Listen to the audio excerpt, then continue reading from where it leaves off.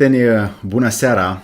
Bine v-am găsit la o emisiune în care ne-am pregătit foarte mult pentru dumneavoastră ca să vă revelăm această putere și forță a minții umane. Am pregătit astăzi un ghid practic împreună cu bunul nostru prieten și doctor și terapeut multidisciplinar, pentru că a fost în foarte multe locuri în lume să caute capacitatea, abilitatea și transformarea minții umane către ceva ce îi poate servi sufletului și spiritului în relația cu Dumnezeu.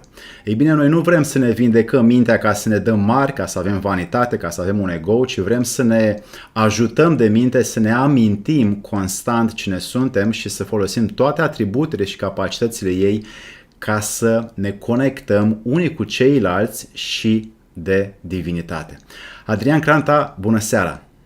Bună seara, Alex, bună seara. Astăzi vreau să facem o imersiune completă pentru că foarte mulți oameni așteaptă de la noi lucruri practice, evident cum tu știi să le oferi foarte bine, asupra felului în care mintea astăzi nu mai este la fel de folosită de când lumea digitală a apărut și și-a mai pierdut din capacitatea de reținere, de logică, de rațiune, și vrem să punem lumina asupra modului în care o putem repune în funcțiune cu toate atributele ei. Pentru un om care consumă astăzi foarte mult digital și nu mai are timp de auto-observare, ce șansă mai are el peste 10-20 de ani să facă cu mintea lui și ce? Este destul de dificil de a ne gândi la ceea ce se va întâmpla cu acel om. Problema este că această invazie a tehnologiei digitale ne pune în situația să pierdem din procentele, să pierdem ca și procente din realitatea prezentă. La ora actuală, dacă noi testăm, să zicem, sănătatea mentală a unui om, sunt câteva lucruri pe care le testăm. 1. Memorie. 2. Cogniție. Și 3. Prezență de sine. Deci, aceste lucruri noi le testăm și vedem efectiv dacă omul este integrat sau nu în această realitate prezentă. O să pui întrebarea, bun, de ce e atât de important să fie realitatea prezentă? Deoarece noi trăim într-o realitate comună. Realitatea asta comună nu este similară cu realitatea prezentă, dar realitatea comună este acea realitate în care majoritatea cumva se regăsește, se observă, se pot comunica între ei. Avem o realitate individuală în care omul practic se retrage cumva în cochilia lui și avem o realitate prezentă în care omul își expansionează conștiința și devine conștient de ce se întâmplă la nivelul universului interior, la nivelul universului fizic și, bineînțeles, universului cosmic. În felul în care astăzi funcționează mintea omului digital sau tehnologizat, aceste procese de memorie și de cogniție și de prezență de sine sunt din ce în ce mai rar întâlnite. Observi și tu asta? Da, observ, pentru că avem aparatură cu care noi testăm acest fapt și vedem efectiv un nivel crescut de anxietate. Acest nivel crescut de anxietate face ca omul să fie influențat mai mult subiectiv decât obiectiv. Adică este exact ca în povestea cu Ion Creangă, cu faptul că exista pericolul că o să cadă drobul de sare și la un moment dat apare această văicăreală, cade drobul de sare, ce mă fac? Și la un moment dat avem un exemplu foarte frumos care subliniază faptul că oamenii, când ajung la această anxietate, această frică, încep să dezvolte o sensibilitate la influențele subiective. De exemplu, oamenii acum încep să zică că influența 5G este atât de mare încât nu mai pot gândi, că influența wireless, că electrosmogul sau alte lucruri de genul acesta, dar, practic, oamenii nici măcar n-au dat drumul la 5G. Era o situație în care nici măcar n-au dat drumul la 5G și deja foarte mulți din oraș simțeau că îi atacă 5G și unii chiar aveau probleme destul de mari. Și asta cumva mă trimite la o poveste, povestea lui Avicena, și anume când el pune un lup într-o cușcă și un miel într-o cușcă și cumva și lupul și mielul se văd și în 7 zile mielul deja moare. De frică. Noi vorbim despre o influență subiectivă și în majoritatea cazurilor, în 85-90%, oamenii se conectează cu acea receptivitate internă și își produc acea sensibilitate pentru influențele subiective. Nici nu mai apucă să vină influența obiectivă, că deja s-a terminat. Ai studiat atât de multe tehnici, mai ales în zona Chinei și în multe alte țări unde ți-ai dorit să perfecționezi abilitatea de a gândi corespunzător. Hai să trecem puțin, propun, o tematică de mindfulness și de atenție pe care tu o faci, o practici și o propui celor care văd această emisiune. Sunt de acord cu tine. Haideți să definim puțin acest mindfulness, pentru că foarte mulți oameni confundă mindfulness-ul cu o mulțime de lucruri care nu au de-a face cu acel mindfulness. Deci mindfulness înseamnă mintea pe de-a întregul. Deci, practic,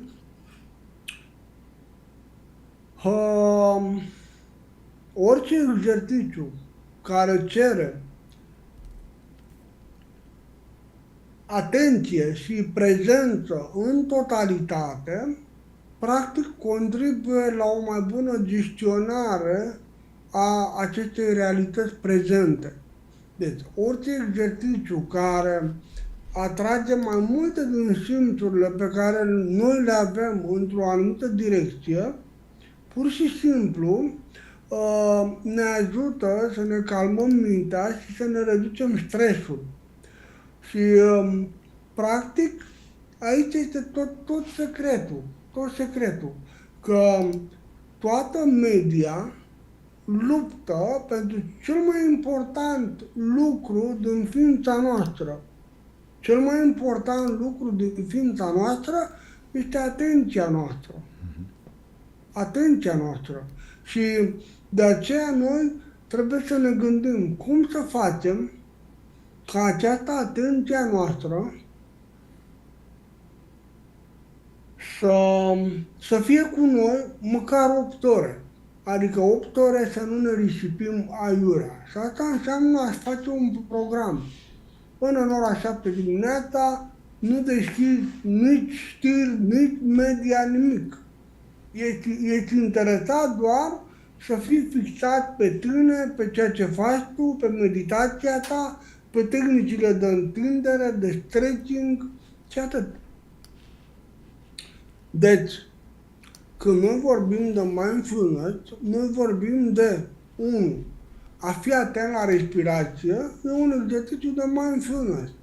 A fi atent la bătăile inimii, la fel. Dacă noi combinăm, de exemplu, pentru că oamenilor, dacă le spui, știi, caută să urmărești respirația, deja i-ai pierdut. Pentru că ei nu sunt antrenați în direcția asta.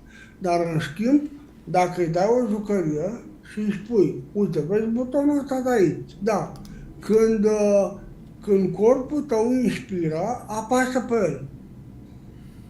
Când corpul tău expiră, relaxează-te.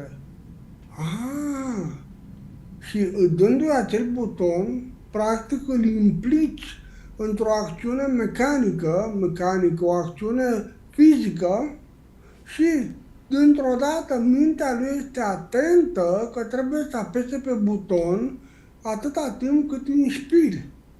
Și asta înseamnă că lucrurile merg bine. Iar în momentul când expiri, trebuie să dai drumul. Am să spun ceva fantastic. Oamenii, până acum, majoritatea șoferilor făceau un exercițiu de mindfulness, anume schimbarea vitezei.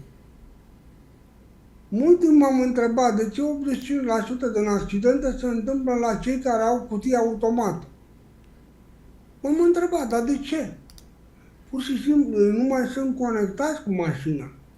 Și schimbătorul de viteză era un mod în care el trebuia să se conecteze fizic și să schimbe, să mărească viteza sau să micșoreze viteza, să schimbe efectiv dintre a întâia în a doua, din a doua în a treia și așa mai departe.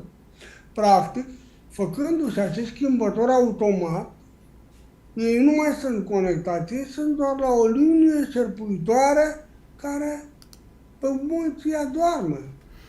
Că au venit, au băgat tehnologii în care dacă ai depășit linia de demarcație a celor două benzi, gata, mașina nu permite să meargă mai departe sau te dă înapoi. O mulțime de tehnologii,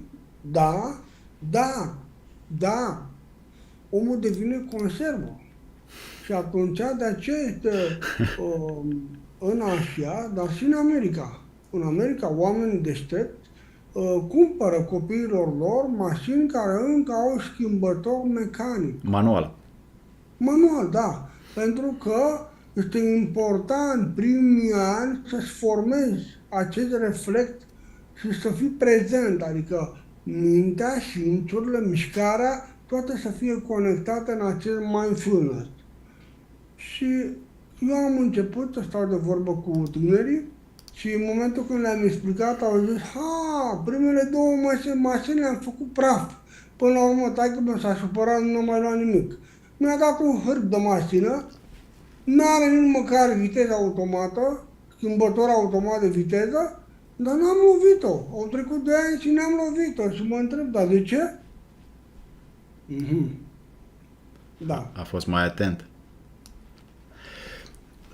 Se promovează foarte mult astăzi conceptul de mindfulness, mai mult în diferite tehnici și orientale și occidentale, prin care mintea ar trebui să se detașeze și să nu mai aibă gânduri. Și se fac diverse meditații în care, prin ghidaj, omului este îndepărtat factorul critic al minții conștiente și prin relaxare și meditație apare subconștientul cu care omul se conectează și începe să se relaxeze și îi place acea stare.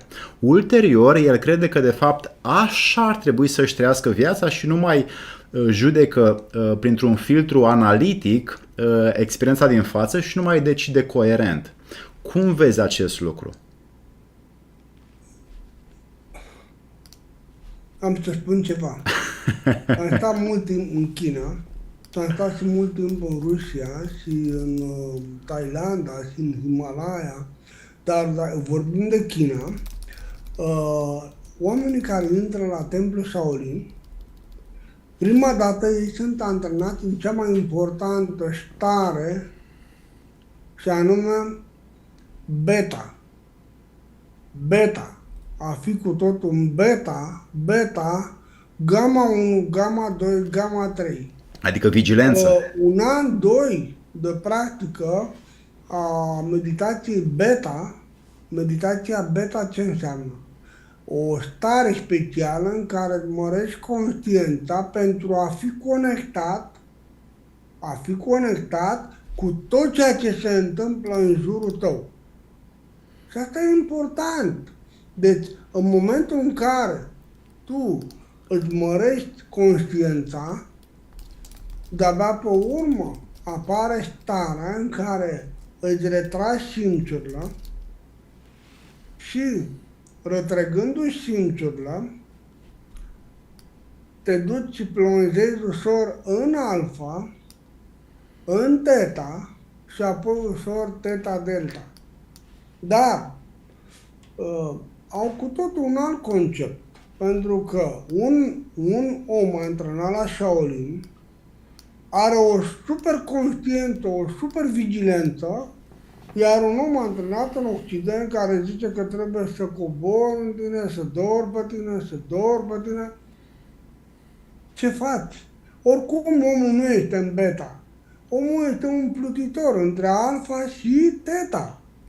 Sunt puțini oameni care sunt în beta. A fi în beta înseamnă a fi prezent aici și acum. Și o să mă întreb, cum asta? Conduci? Da. Ești dimineața în trafic? Da. Ai înțeles? Sigur. Deci asta e problema, că tot curentul ăsta care se promovează, să-ți golezi mintea, să te abandonezi, nu există în Asia, nu există în Japonia, nu există în China, nu există în Thailanda, nu există în Rusia, nu există în Himalaya, nu există.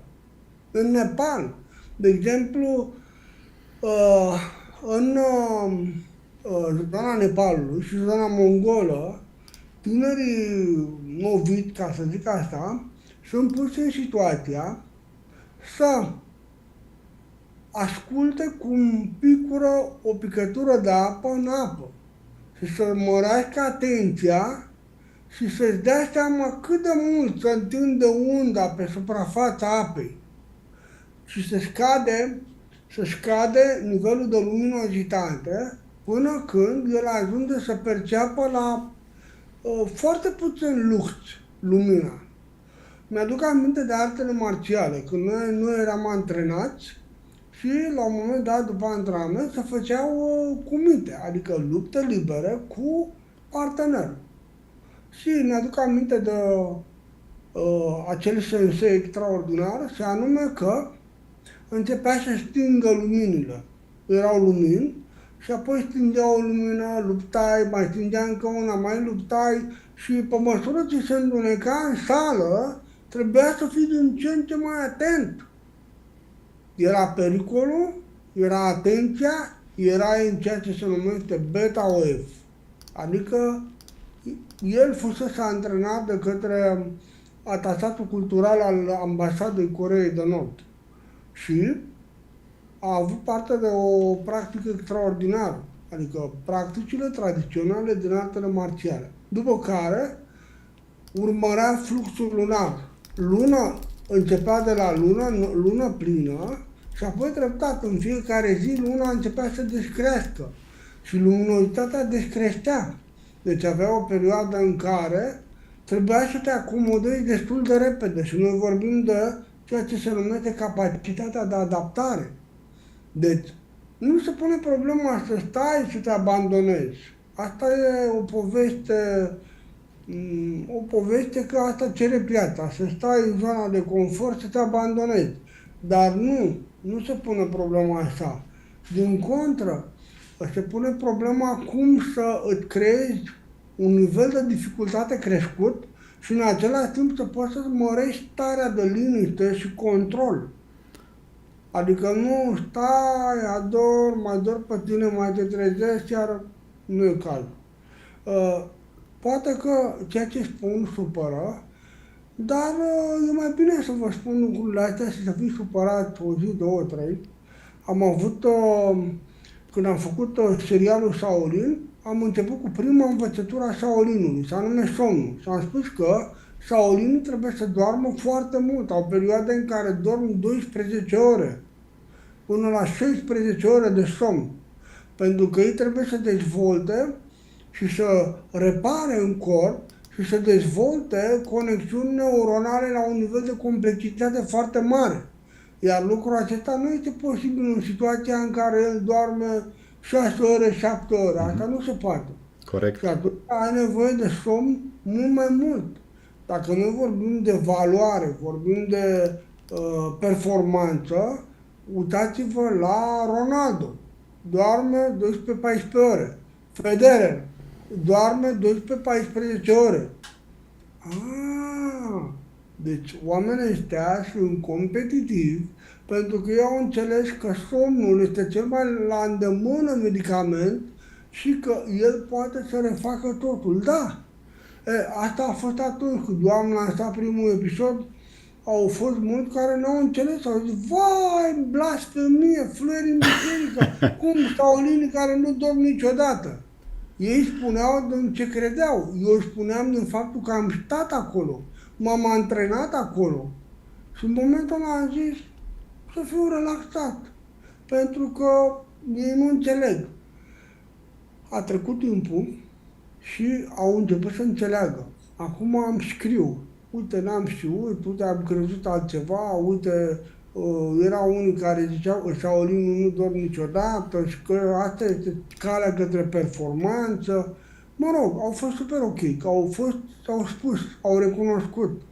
La fel acum când vă spun lucrurile acestea, că să dau bani grei în China, am fost la niște stadii speciale de pregătire în templele de acolo și erau sunt niște centre de educație sportivă, unde erau cursuri pentru ca oamenii să poată să dezvolte realitatea prezentă.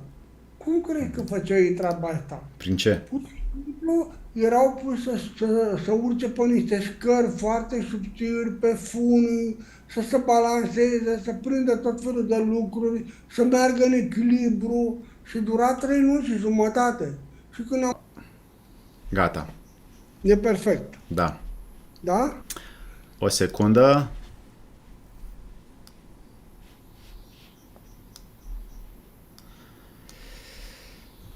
Să se refacă streamul. Am văzut că le-ai scris mesaje. Gata. Suntem la loc live. Dragi prieteni, ne cerem scuze pentru inconveniență. Vreau să... Adică am anunțat că a căzut curentul. Acum suntem la loc. Adrian Cranta, ai rămas acolo unde ai spus că $35.000 costă un curs pentru atenție susținută și concentrare și să plecăm de acolo. Da, deci ce vreau să spun este că în timp ce în Occident oamenii se duc să abandoneze în tot felul de practici, în Orient se plătesc mulți bani pentru ca omul să devină prezent. Dacă noi mergem în oraș să facem meditație alfa, tehnicile alfa, intrare în alfa, intrare în teta, în delta, ei bine, în China, în Asia, în toată Asia, este foarte important să intri cu toată ființa ta în beta și apoi să mergi ușor, ușor spre gamma 1, gamma 2, gamma 3. Adică e ceva fascinant. Când eu am fost prima dată în Asia, în Himalaya, tot ce citisem eu, Barry Spalding, Cartea Maestrilor, foarte multe cărți, nu erau decât niște povești. Când am avut de-a face cu lama tibetani, cu centre speciale de antrenament, nu aveau nicio treabă cu cărțile și mi-am dat seama că sunt niște povești frumoase care erau făcute pentru că asta cerea piața. Deci, ca să concluzionez, da, copiii sunt antrenați să devină prezenți, să devină conștienți și să devină conștienți de trecerea timpului. Adică să poată să fructifice timpul într-un mod cât mai optim. Din cauza asta, capacitatea de muncă a lor e ceva fantastic față de ce se întâmplă la noi. Adică dacă un bloc la ei, un zgârie nori este construit la cheie în 26 de zile, la noi poate să dureze și 5 ani și 10 ani. Despre asta vorbim. Despre cât de prezent este omul în ceea ce face. Aici sunt, de fapt, fiecare angajator astăzi nu mai caută abilitățile și cum lucrează un om și experiența și istoria lui, ci caută abilitatea de a răspunde unui eveniment și concentrarea omului care va fi angajat. Și după acest criteriu, cum reacționează la un eveniment și cât de atent este la ceea ce face, angajatorii astăzi plătesc sume foarte mari de bani pentru oameni care știu să se concentreze punct ochit, punct lovit. Dar pentru că astăzi mulți angajați nu mai respectă disciplina, nutriția, somnul, aspectul emoțional sau evlavia față de Dumnezeu, ei nu pot să stea în concentrare și nu pot să țină pe termen lung atenția, deși la început sunt evident foarte entuziasmați, dar ulterior le scade fluxul de energie. Ce pot face acești tineri care vor să fie plătiți bine, cum să se concentreze la locul de muncă? În primul rând, vreau să spun că întrebarea asta este o întrebare super binevenită. În acest sens, am creat două emisiuni foarte puternice, secretele unui interviu, și anume cum angajează oameni deștepți oameni și cum se angajează oameni deștepți, foarte important. În al doilea rând, așa pe scurt, oamenii care vor să facă bani angajează om indiferent cum, numai să facă treaba și asta e, formă de papucii. Oamenii care vor să se dezvolte, în primul rând, antrenează oameni care au caracter. Adică dacă noi ne uităm la metodologia japoneză vis-a-vis de antrenarea forței de muncă, vom vedea că prima prioritate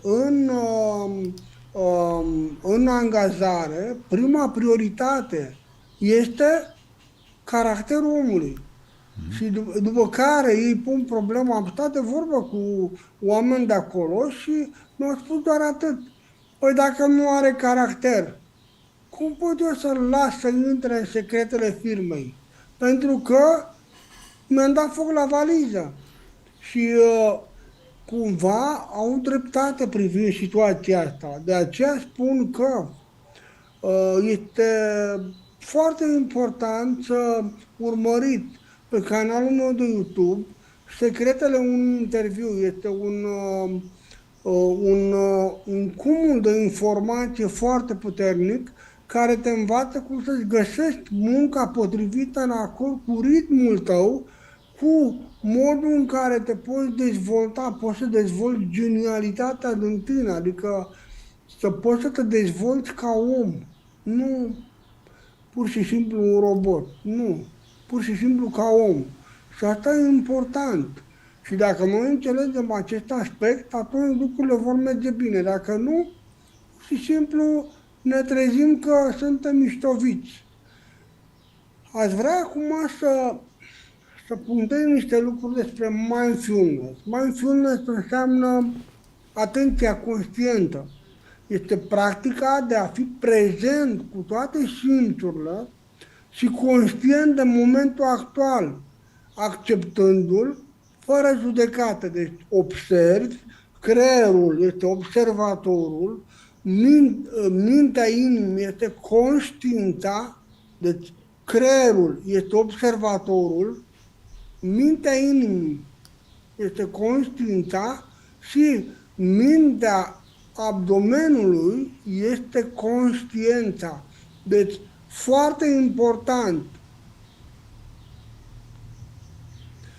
dacă înțelegem acest aspect, că toate trei minți trebuie să lucreze, atunci deja lucrurile merg bine. Trebuie să devenim conștienți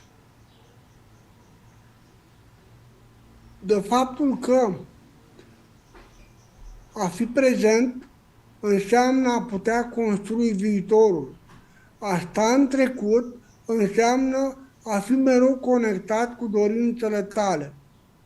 Și vezi, voința nu există decât în prezent. În trecut există regrete, dorințe neîmplinite, iar în viitor există dorințe care creează o stare de anxietate, de nesiguranță. Și atunci ai nevoie să fii prezent pentru ca să poți să te manifesti și să realizezi, să materializezi acel lucru. Da. Ai observat că sunt anumite zone pe planetă care, până refaci tu setarea camerei, Da, că s-a defocalizat un pic, așa, sunt multe zone pe planetă, chiar și în multe țări și cartiere și orașe în care există un flux de oameni care pot să să spun, mai înălțați, mai ridicați în grad profesional sau spiritual. și acești oameni locuiesc în anumite locuri, în diverse părți ale, poate să spunem în București sau în România. Sunt anumite cartiere în care frecvența acelui cartier este mult mai ridicată și dacă locuiești acolo, parcă ideile, fluxul natural de energie mentală este mai mare. Ai observat acest lucru și dacă da, în ce măsură? Cum vezi asta?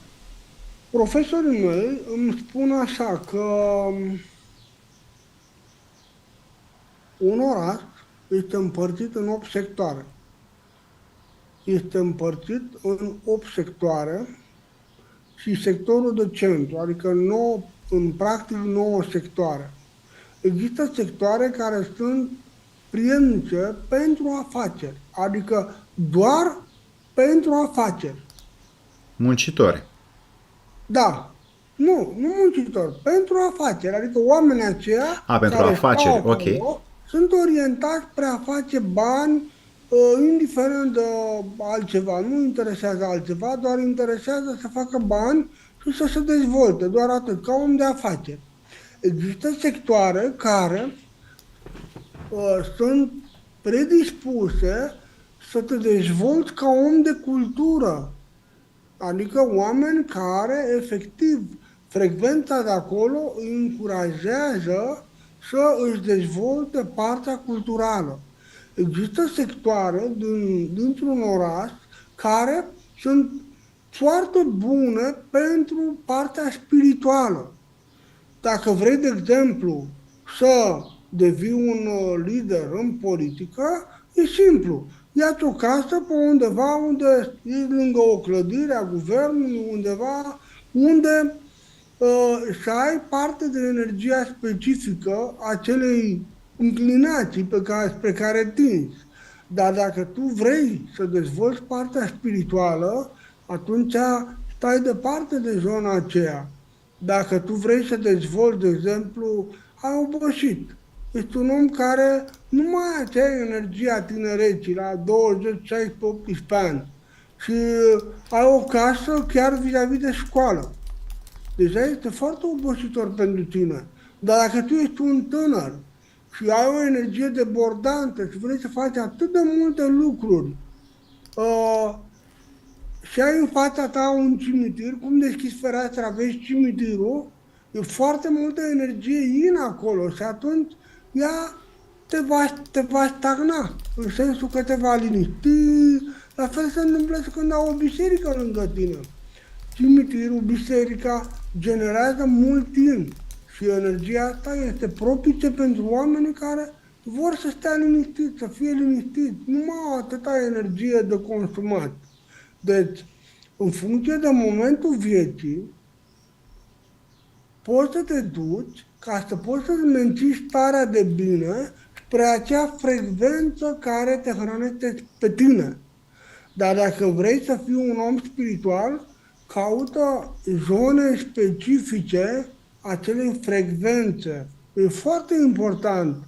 De exemplu, să zicem că ești un om credincios și în același timp ești un om care practici ceva spiritual.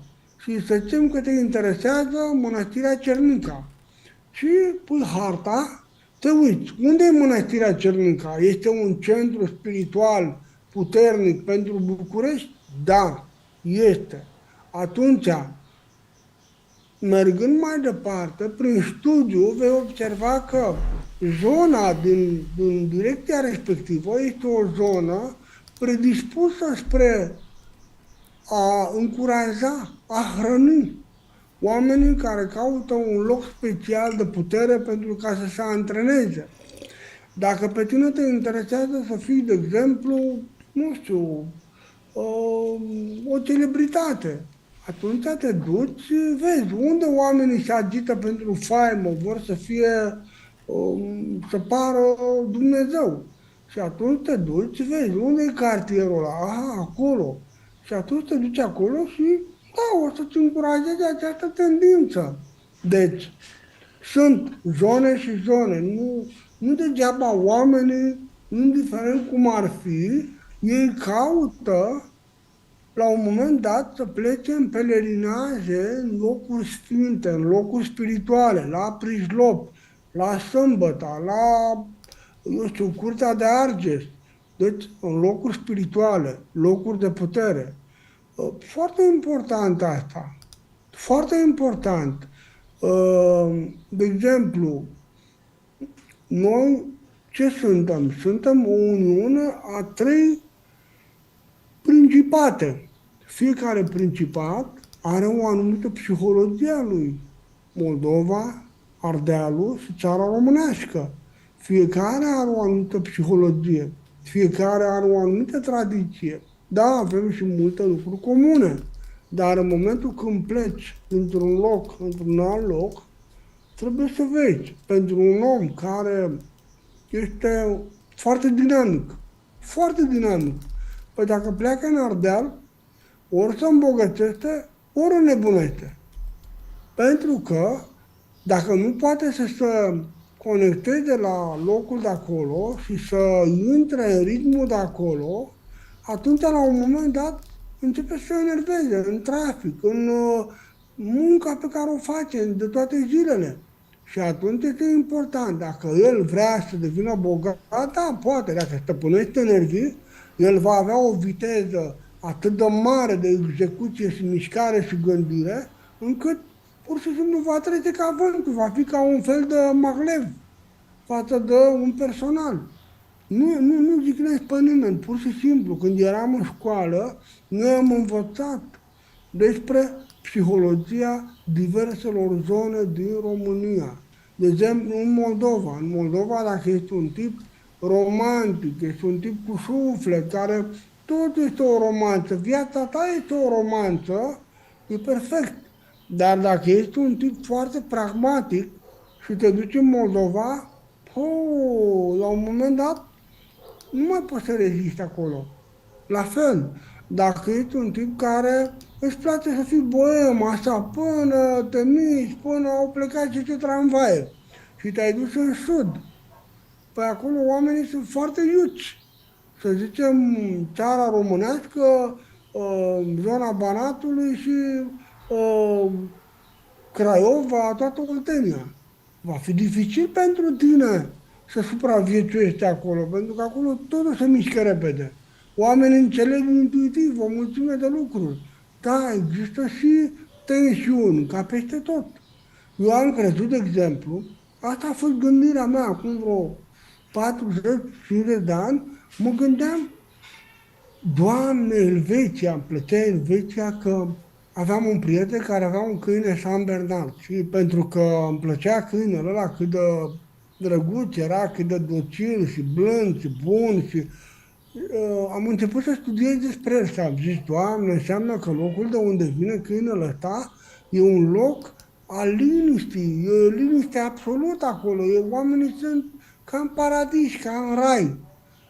Când am ajuns eu în 99-2000, am ajuns în Elveția și am stat acolo o perioadă, în Zurich. Mi-am dat seama asta puțin că nu e așa. Multe tensiuni, multe fricțiuni, multe probleme. Și atunci mi-am dat seama de un mare adevăr. Iarba verde De nu e acasă. mai verde de partea cealaltă a gardului. E ca peste tot. Și atunci am zis, aha, interesant. Deci, revenind la oile noastre, vis-a-vis de acest mindfulness, este important să practicăm. Este important să înțelegem că ori de câte ori noi devenim conștienți de prezent, dar începem să emitem păreri, judecăți, o fi așa, nu o fi, s-a dus, nu mai este mindfulness. Deci, mindfulness implică concentrarea asupra gândurilor, emoțiilor și senzațiilor fizice din prezent, fără a le eticheta, fără a le evalua sau a încerca să le schimbi. Originea conceptului provine din tradițiile budiste, din Zen, Chan și el este utilizat pe scară largă în sensul a antrena mintea de observație. Dar în același timp, Ei dezvoltă conștiința, pentru că doar dacă stai așa și toate trec pe lângă tine și nu știi ce s-a întâmplat, e o problemă. Deci, beneficiile care apar prin practica mindfulness, într-adevăr, duce la reducerea stresului și a anxietății, îmbunătățește concentrarea și claritatea mentală, crește starea de bine și satisfacția de viață. Începi să te simți bine de tot. Că după ce termin practica, ai o rezoluție de perfecție, de percepție foarte bună, o gestionare mai eficientă, mai bună a emoțiilor și o îmbunătățire a relațiilor de comunicare interpersonală. Deci, dacă noi ne gândim, bun, și ce tehnică să abordăm? Pur și simplu a deveni atent, dar a fi conștient de atenția ta. De exemplu, cum am spus cu respirația. Iei un aparat de pisivagus. Am luat aparatul de pisivagus în mână, are un buton și ce spune? Spune așa, în prima fază, lași aparatul să meargă pe automat. Și el merge și simt dintr-o dată așa o stare de destindere. Rezultatele nu sunt excepționale când nu faci nimic decât să te lași așa în voia senzațiilor.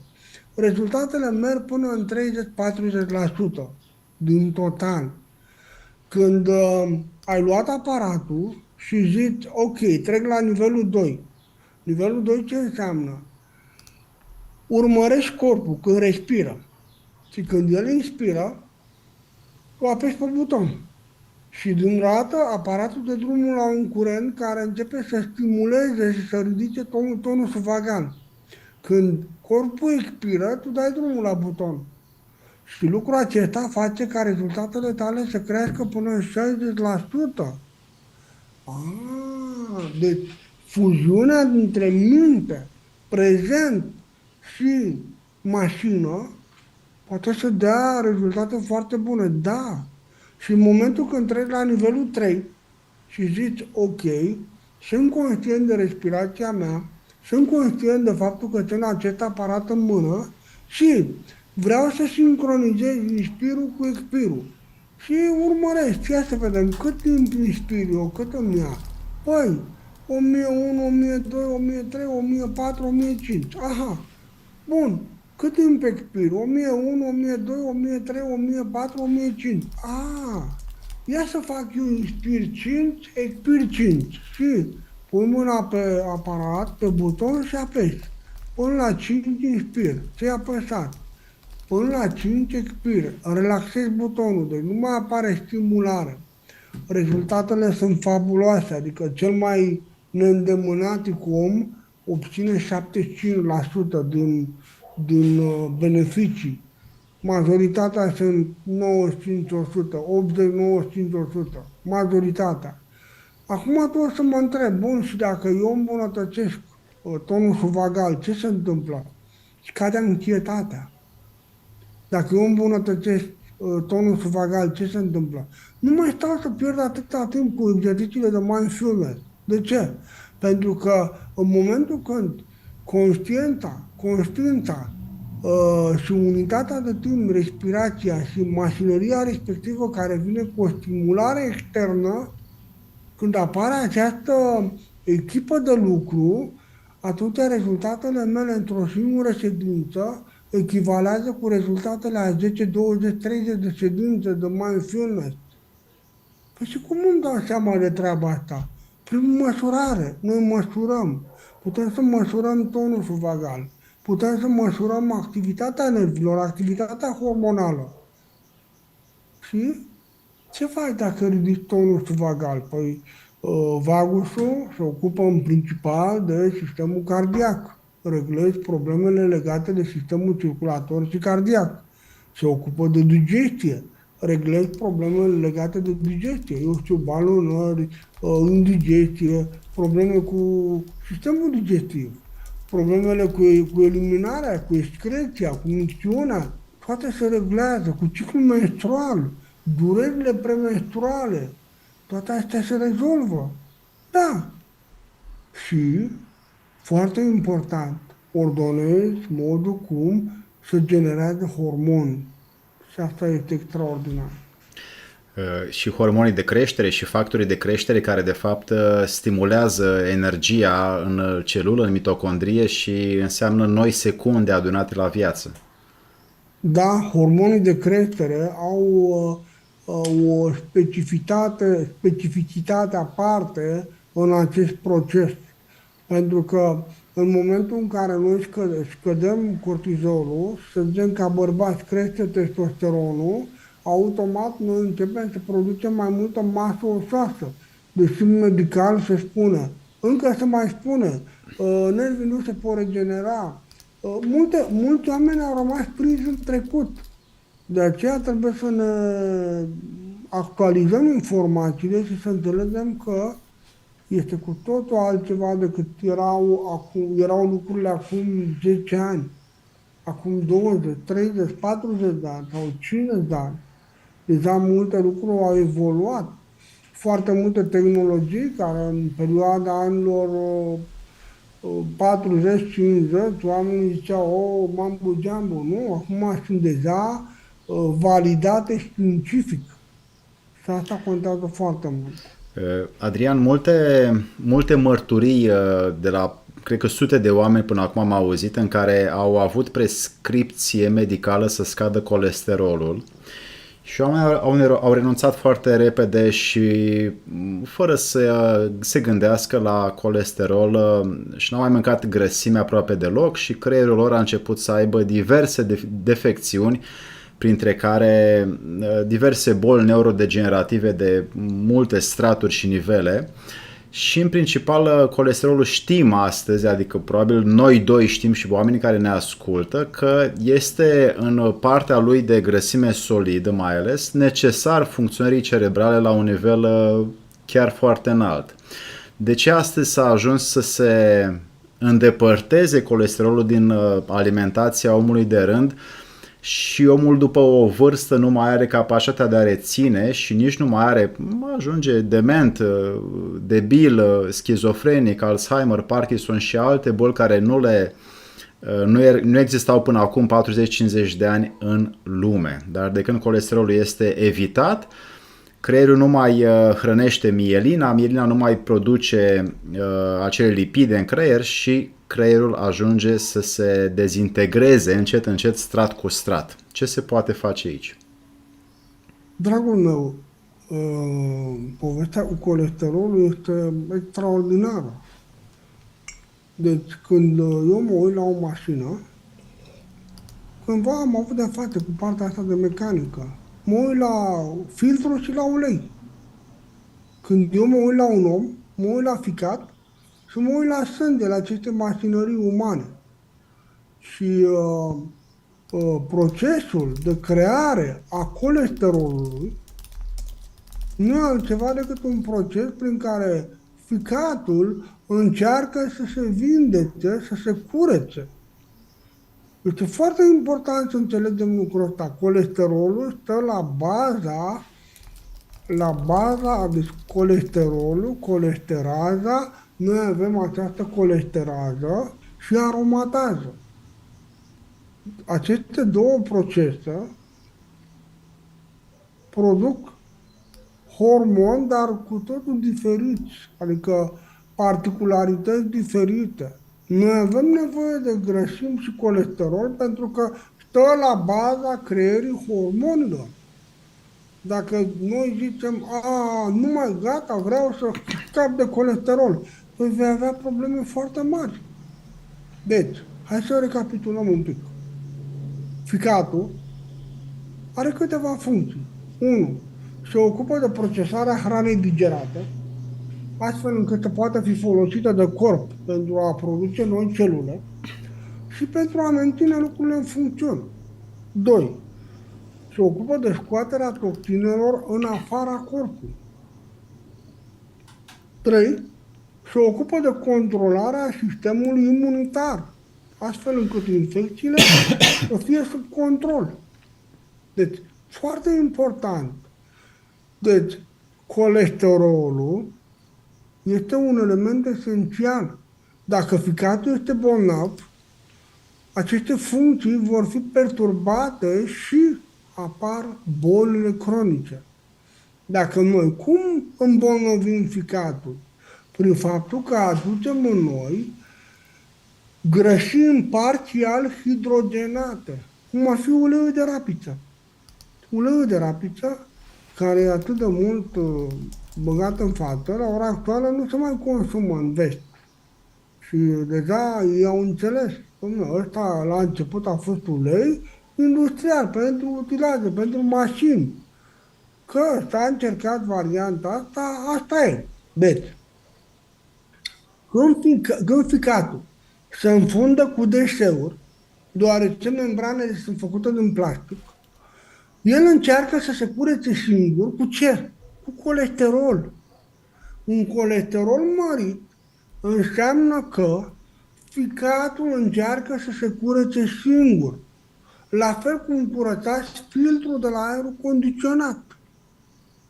Dacă interveniți în acest proces, introducând medicamente și continuați să dați corpului doar grăsimi plastice pentru a se repara, adică margarină, grăsimi trans, Patiseria. atunci sunteți condamnați la boli cronice de tot felul.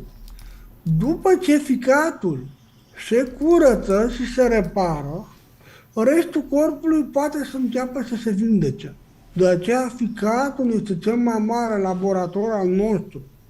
Ficatul va începe să furnizeze nutrienți necesari și va începe să înlăture chimicalele toxice, adică pesticide, produse farmaceutice, etc. Și va porni sistemul imunitar pentru a scăpa de infecții. Astfel că eforturile inițiale vor fi de curățare și repararea ficatului și vezicii biliare. În mod normal este nevoie de 8 până la 16 săptămâni pentru ca ficatul să-ți reînnoiască celulele.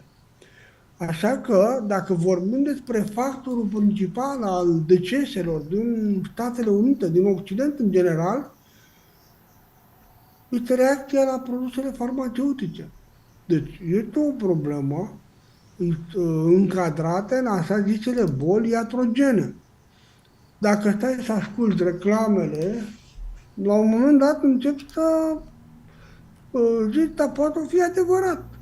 Așa că trebuie să fiți atenți, foarte atenți și întotdeauna e bine să vă consultați cu un doctor.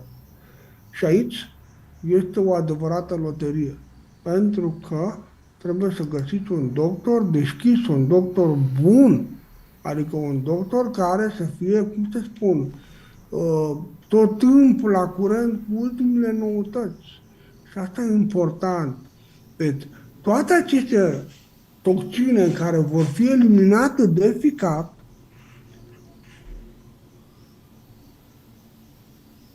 va face ca nivelul colesterolului, după ce s-a eliminat, să se întoarcă la normal, pe măsură ce curățăm ficatul și îi dăm grăsimile necesare ca să se repare singur.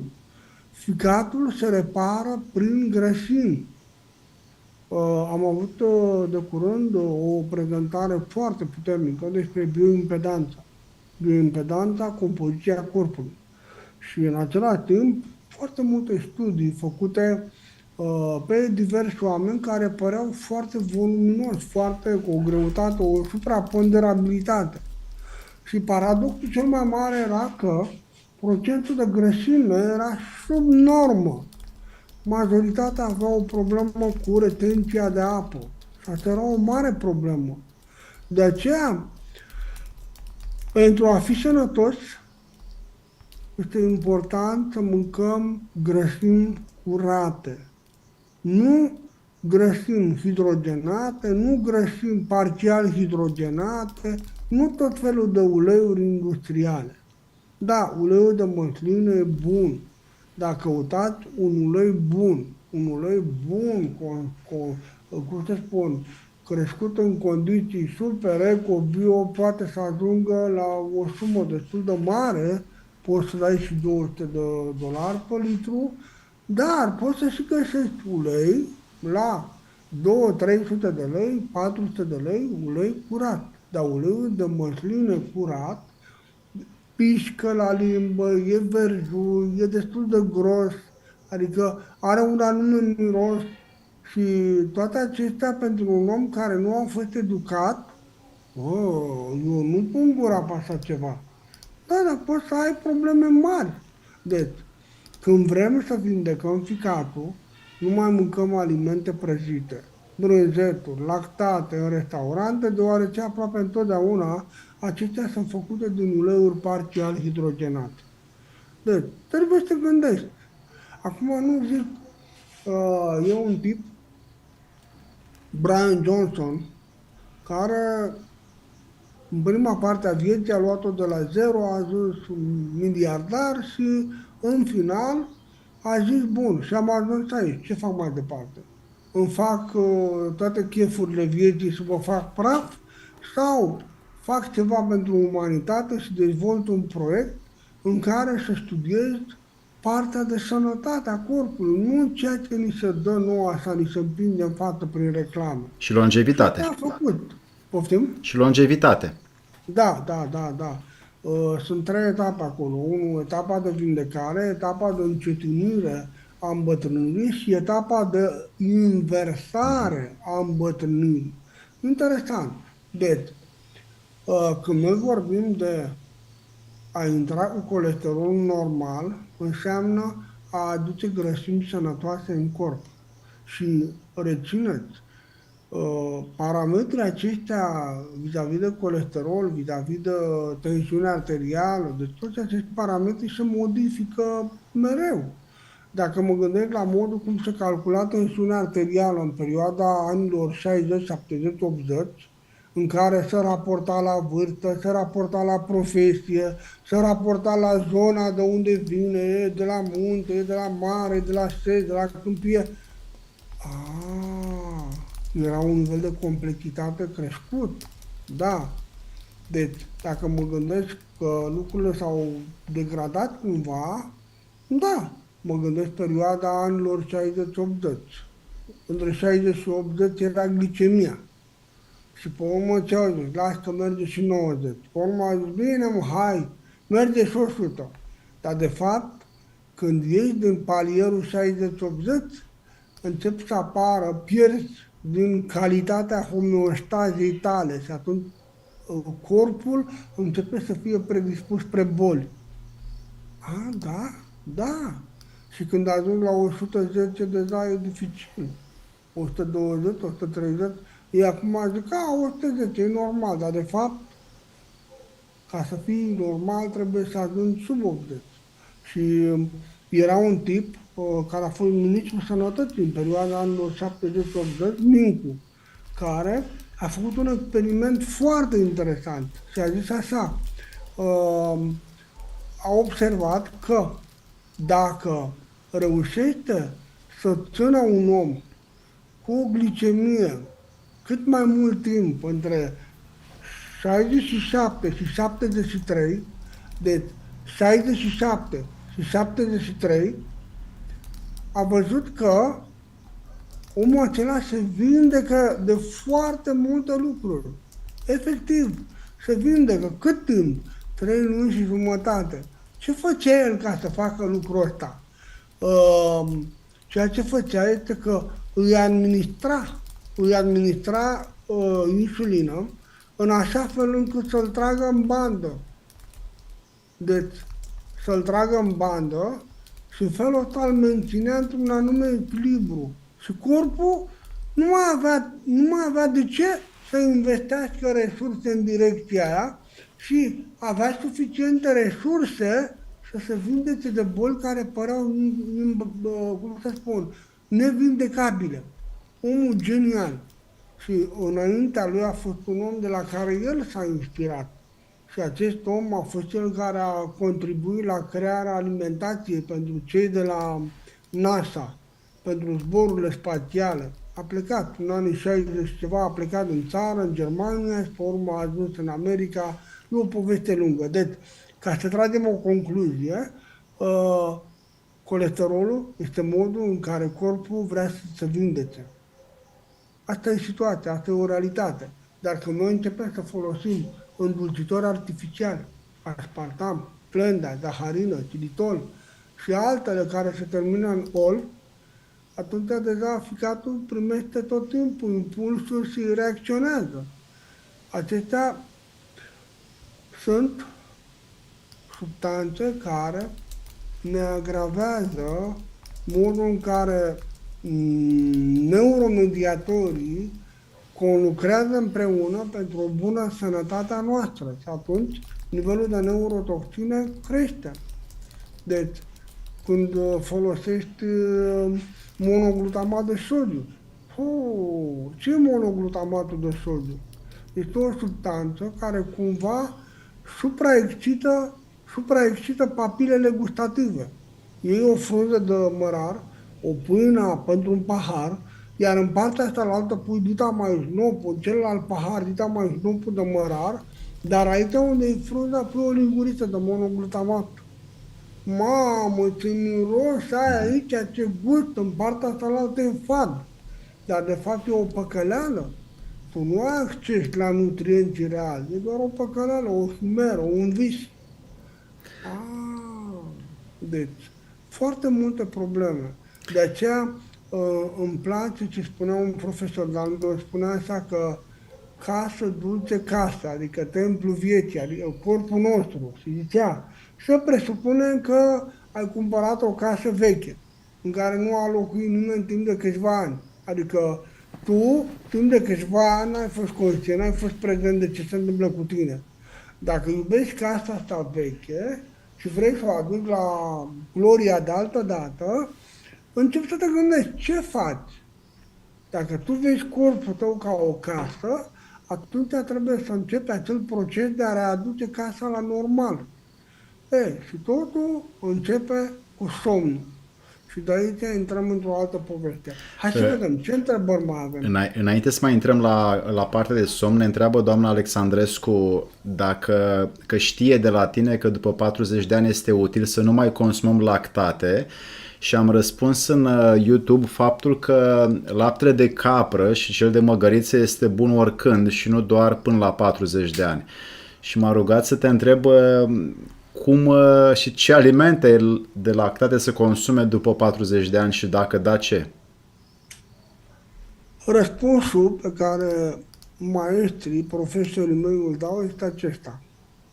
Toate alimentele sunt bune, depinde de ce vrei de la viață și ce vrei să faci în viață. Dacă vrei doar să trăiești, e adevărat, toate sunt bune. Dacă vrei să trăiești bine, nu mai sunt toate bune. Dacă vrei să fii sănătos, mai trebuie să mai scoatem din alimentele care ne împiedică să fim sănătoși. Dacă vrem să fim și creativi, să avem o stare bună, atunci trebuie să strângem un pic mai mult cureaua. Dacă vrem să producem transformări în noi, atunci cu adevărat trebuie să înțelegem biochimia corpului. Când un om nu are lactazele, corpul le dezvoltă, le propagă până la 3 ani. De ce? Pentru că în genomul uman copilul este programat să sugă de la mama lui 3 ani. Și după care se retrag lactazele și ies amilazele la iveală. Amilazele sunt enzime care sunt construite să producă și să controleze modul în care se desface legătura moleculară a cerealelor, a amidonoaselor. Și avem două tipuri de amilaze. Una la nivelul bucal și una la nivelul pancreasului, în zona intestinului. Una este specializată pe amidonoase procesate, cealaltă pe amidonoase crude. Am înțeles.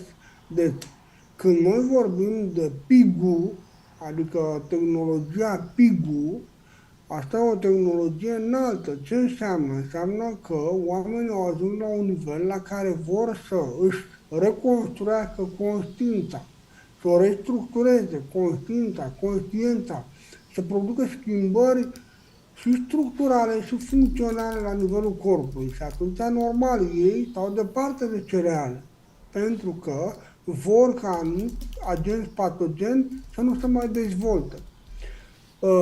Când unii vor să dezvolte anumite capacități, stau departe de lactate. Deci depinde ce vrei de la viață. Ăsta e răspunsul cel mai potrivit, cred eu. Dacă vrei doar să trăiești, e ok, toate alimentele sunt bune. Dar dacă vrei mai mult, atunci trebuie să faci eforturi. Întorcându-ne la importanța somnului, știu că mulți oameni au gânduri înainte de somn, alții ajung la insomnie, ajung la dificultăți de a ajunge într-un stadiu adânc al somnului și practic mintea lor a doua zi sau ulterior funcționează la capacitate redusă. Cam ce soluție ar putea să fie pentru aceștia ca să-și seteze mindset-ul corespunzător cu legile cele mai înalte ale minții? În primul rând vreau să clarificăm niște lucruri. La majoritatea oamenilor care au insomnii, somnul vine pe la 7, 7 jumate, 8. Și după 8 jumate, 9, 9 jumate, nu mai vine somnul. E simplu. Ei trebuie să fie atent la semnalele corpului, 7, 7 jumate, 8, gata, du-te către culcare, către dormitor. Ai reușit să adormi până în 8, 8 jumate, ai prins somnul. Nu. Mă lupt cu somnul acum că trebuie să socializezi, să fiu ca ceilalți. Ok, vei fi ca ceilalți.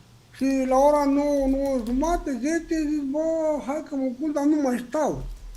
Păi deja s-a adus momentul, a fugit pe ecuația. Deci, prima regulă a somnului, urmărește corpul și ai să vezi, noi am făcut măsurători și am văzut curbele și am văzut ritmurile circadiene, cum se dezvoltă ele. Și am văzut că pe la majoritatea, la 7, 7 jumate, 8 sunt așa. Mă refer la cei care sunt cu insomnii. Și am observat că dacă trec de ora 9, nu mai prind. Până în 2, 3, 4 nu se culcă. Și unii iau și pastile, alții fac o mulțime de lucruri ca să poată să adormă. Deci nu a fost în stație când a trecut trenul, nu s-a urcat și pe urmă vrea să se urce. Dar ce, că nu mai e trenul a plecat. E primul lucru. Al doilea lucru, am făcut și studiez foarte mult somnul și îmi monitorizez somnul. Și este foarte important să obținem, în cel mai rău caz, un punctaj de 75-80 de puncte. E vorba de procente. Puncte, procente. La 100% înseamnă că deja ești bun, ai înțeles foarte multe lucruri. O să vă divulg câteva observații de ale mele. Folosesc pentru somn un ceas. Nu contează, deci nu contează ceasul. Contează să fie totuși un ceas bun, care, într-adevăr, este confirmat pentru acuratețea lui. Nu poți să folosești un ceas de 20 de lei, n-ai cum. Trebuie să testezi, să vezi unde te potrivești. Să ceasul la 300 de lei, la 600 de lei, la 800 de lei, la 1000 de euro, la 5000 de euro, sunt de pentru toate buzunarele. Important este să ții ceva potrivit pentru tine. Poți să folosești o bandă specială de monitorizare a somnului. Ok. Deci, ce am observat? Am observat că dacă am făcut studiu, am zis, hai să mă compor săptămâna asta ca un tânăr care vine, se uită pe calculator, vede un film, conversează cu familia, mai apar anumite animozități, uneori se contrazice, poate să și ceartă. Am observat că vine somnul greu și somnul e dificil și punctajul este foarte, foarte scăzut. Dacă mai și mănânci, punctajul se duce în jos de tot. Dacă mai bei și ceva, chiar nu mai contează. Deci am observat că calea omului obișnuit nu te poate ajuta să obții un punctaj bun al somnului. Ce înseamnă un punctaj bun al somnului? înseamnă o coerență cardiacă bună, înseamnă un nivel de ventilare, de oxigenare a corpului bun, înseamnă uh, partea mitocondrială, deci bateriile corpului se încarcă, înseamnă o stare de eutonie, neurotransmitătorii și partea asta legată de hormoni, partea endocrină, îți dă o stare bună de a crea, de a face, de poftă de viață. Ah, foarte interesant, da. Pe urmă am zis, hai să iau un om care a făcut medicină și care are câteva idei despre somn și să vedem care e punctajul care îl pot obține ținând cont de ceea ce recomandă medicina. Și am văzut că punctajul era destul de ridicat, adică deja 65-70, dar nu mai mult. Urma am zis, hai să vedem ce se întâmplă cu cei care se dedică sportului și am început să văd viața unor oameni care performează la vârsta de 30, 35, 40, 45 de ani. Și am văzut că dacă fac ce făceau ei, scorul deja s-a dus 75, 80, 85, 90%. Wow! După care am început să gândesc cum pot să-mi îmbunătățesc somnul. Am lăsat temperatura camerei la 19-20 de grade și am văzut că punctajul somnul devine mai bun. Am urcat temperatura la 23, 24, 25 de grade și am văzut că somnul nu mai are calitatea respectivă. Deci, iată, temperatura joacă un rol important. Am tras blackout, adică am creat o lumină lipsă și am văzut că, din nou, calitatea somnului crește. Și am lăsat o lumină care vine pe geam. O transparentă prin care totuși mai vine lumina. Am văzut că punctajul scade. Apoi, am inițiat o discuție mai puțin frumoasă despre lucruri care trebuiau rezolvate. Le-am discutat cu cei din familie. Punctajul a început să scadă. Am discutat cu cei din familie lucruri frumoase, lucruri vesele. Punctajul a crescut, dar nu mult. Nu mult. Am zis, ok, haideți să vedem acum un om care se ocupă de mindfulness, de biofeedback. Și am zis, ok, care este factorul hotărător în a avea un somn bun? Tonusul vagal. Care este tonusul vagal la toți cei care se plâng de insomnie? Este foarte coborât. Foarte coborât. Da. Cum pot eu să cresc tonusul vagal la acești oameni? Făcând seara, timp de 10-15 minute, exerciții cu pisivagus. S-a dus deja la 85-88% punctajul. Wow! Pe urmă, ce am mai făcut? Am folosit tehnologia Black Box și anume PC Vortex.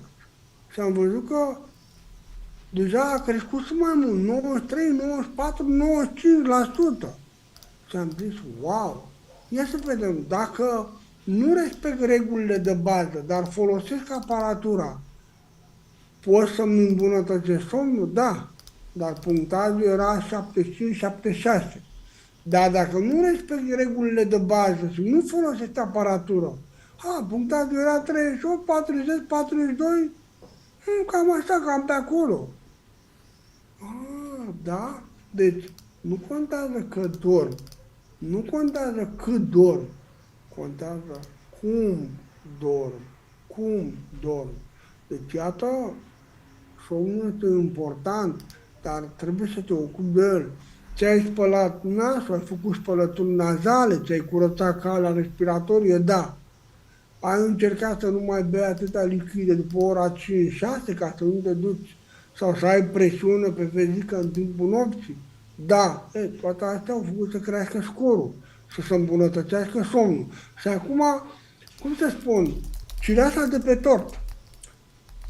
În momentul când am luat oameni și am început să-i învăț să țină cont de lucrurile acestea, s-a observat un lucru extraordinar. a crescut capacitatea volitivă a persoanei, le-a crescut voința, le-a crescut disciplina și le-a crescut capacitatea de a duce un lucru la bun sfârșit. În momentul ăla am zis, wow, deci ce poate să facă somnul? Cercetarea nu s-a încheiat, continuă, deja suntem la nivele foarte interesante vis-a-vis de ce înseamnă când mănânci dulciuri seara, ce se întâmplă cu somnul. Dar când bei o ceva fermentat, o socată, ce se întâmplă cu somnul?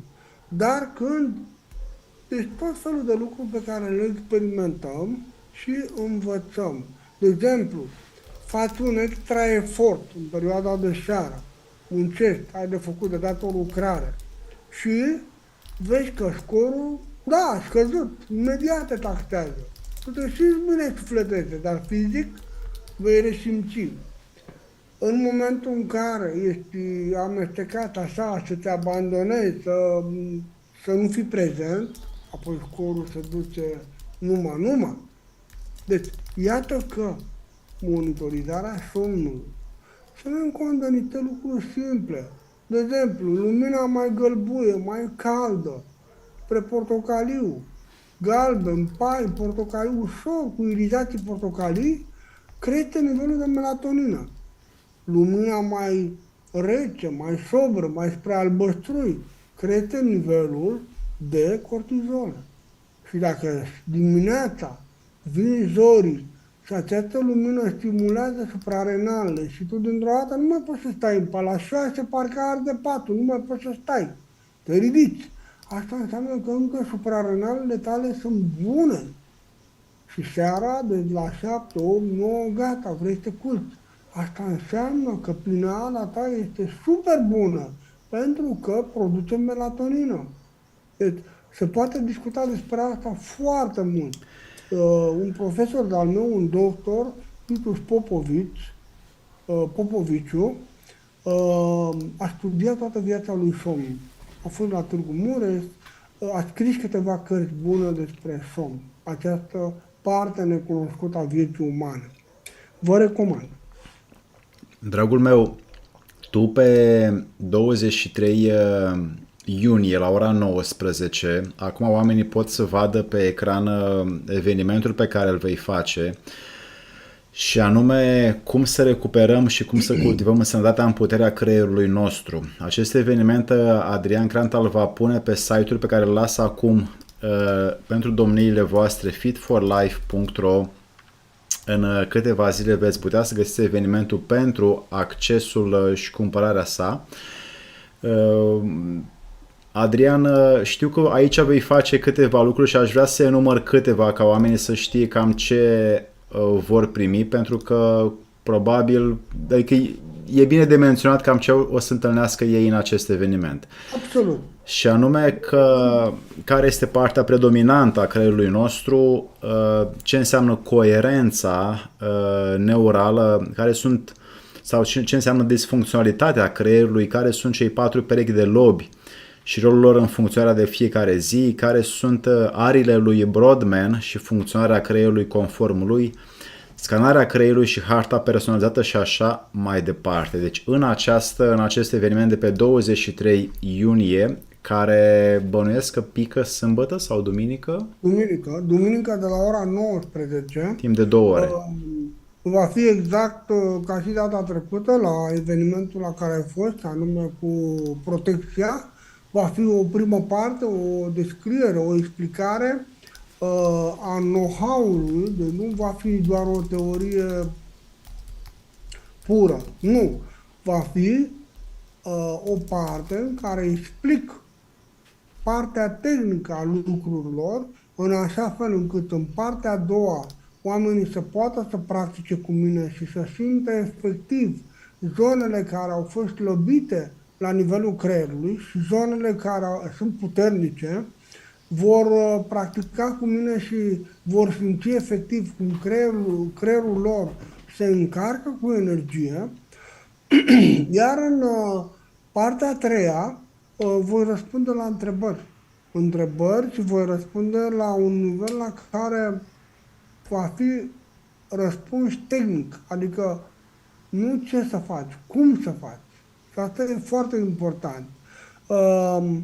Este al treilea webinar și, într-adevăr, aceste webinaruri sunt de succes pentru că de la unul la altul numărul de oameni se dublează și oamenii devin foarte atenți.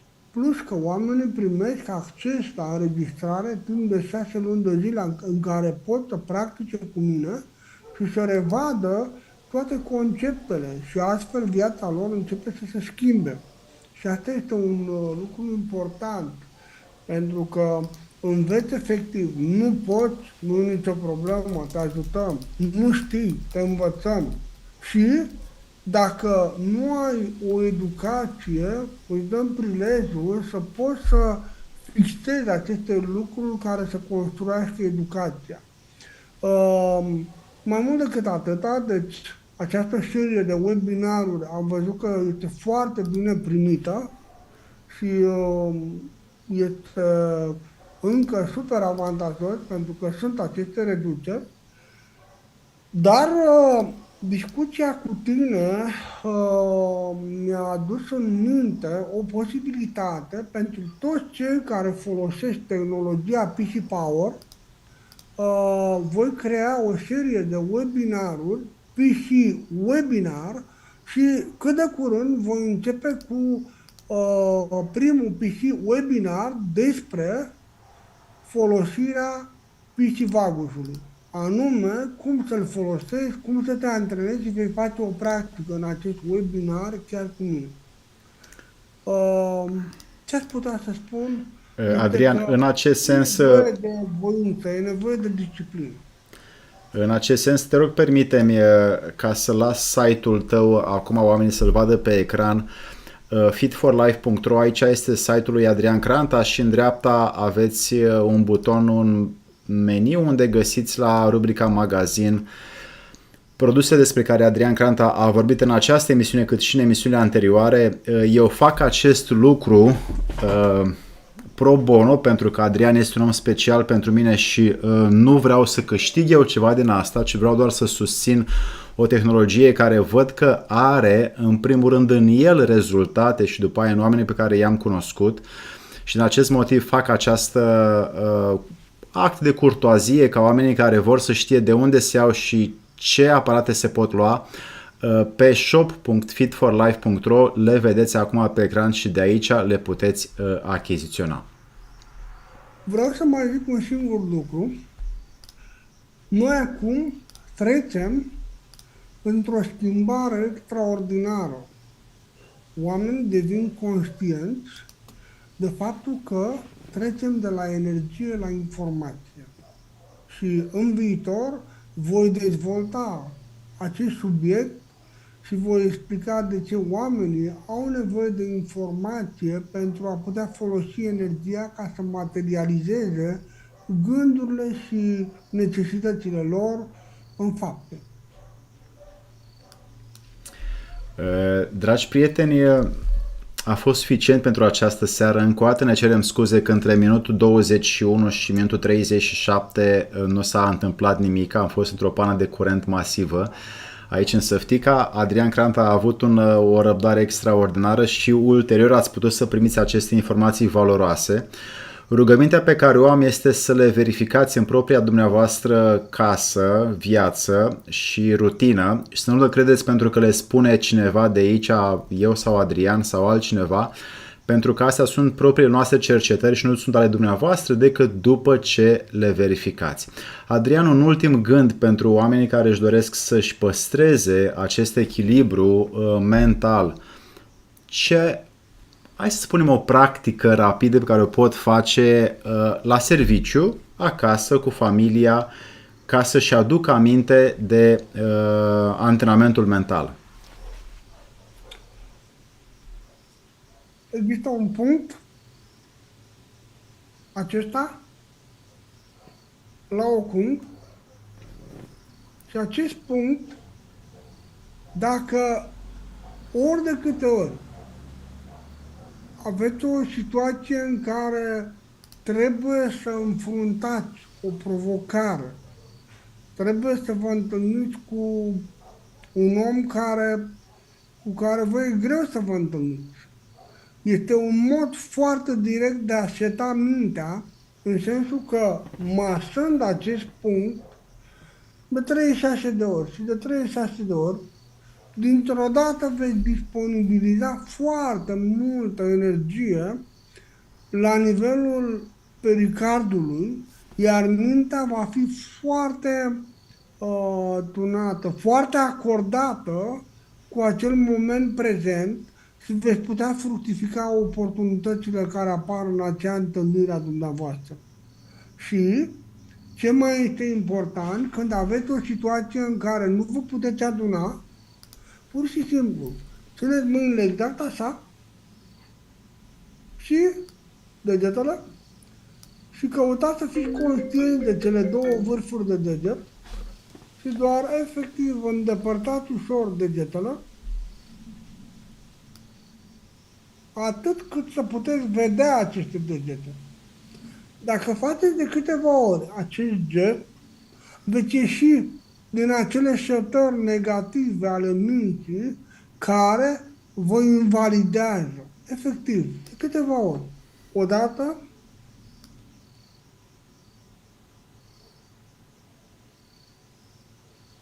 de două ori, de trei ori. Și când ați făcut acest lucru, lipiți mâinile și gândiți. Intenție puternică, o viață perfectă, succes deplin. Atât. Și lucrul acesta vă va ajuta. Primul exercițiu, al doilea și al treilea. Sunt trei exerciții pentru setare rapidă a minții. Adrian, ne-ai fost astăzi un ghid și un om care în continuare deschide noi oportunități în noi. Îți mulțumim foarte mult pentru timpul și răbdarea ta pe care o ai de fiecare dată. Dragi prieteni, dacă mai sunt întrebări pentru că unii oameni au întrebat, de exemplu, dacă vor să vadă webinarele anterioare pe care le-ai văzut, cum le pot accesa, și mă gândeam că poate să te întrebe pe site, pe fitforlife.ro, să-ți scrie acolo și colegii tăi o să răspundă celor care vor să le vadă pe cele pe care le-ai făcut până acum, nu pe cele pe care le vei face. Vor fi disponibile, dar nu acum. Probabil că peste un timp, nu știu, 6 luni, 8 luni, un an, nu știu. Deocamdată noi ne concentrăm pe a face webinarii, ne concentrăm pe a oferi posibilitatea ca omul să poată să acceseze